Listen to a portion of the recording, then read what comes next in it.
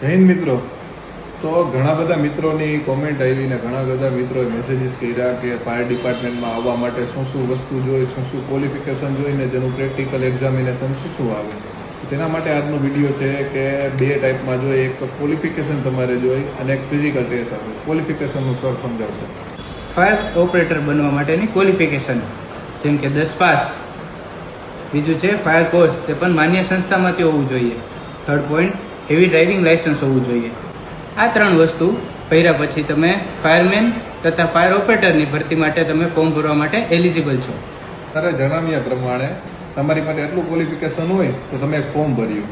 Form ભર્યા પછી તમારા હાથમાં એક કોલ લેટર આવશે, જે તે ભરતીનું તમે ફોર્મ ભર્યું હોય છે એના પછી એક કોલ લેટર આવશે. કોલ લેટર આવ્યા પછી ફિઝિકલ ટેસ્ટ માટે 50 કિલો વજન હોવો જોઈએ, 165 સેન્ટીમીટર તમારી હાઇટ હોવી જોઈએ, 81 સેન્ટીમીટરની છાતી હોવી જોઈએ અને 5 સેન્ટીમીટર તમારે ફૂલાવાની રહેશે.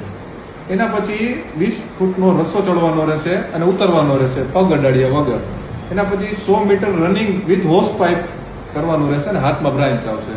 એના પછી 100 મીટર સ્વિમિંગ કરવાનું રહેશે. એના પછી 24 ફૂટનું ડીપ ડાઇવિંગ રહેશે, ઈટ નાખવાની અને તે જ કાઢી આવવાની રહેશે. એના પછી ડ્રાઇવિંગ ટેસ્ટ રહેશે. મીટર સ્વિમિંગ અને 100 મીટર રનિંગ બંનેના કુલ 200 માર્કમાંથી તમારું મેરિટ બનશે. આ રીતે તમે રાજકોટ ફાયર ડિપાર્ટમેન્ટમાં જોઈનિંગ કરી શકો છો.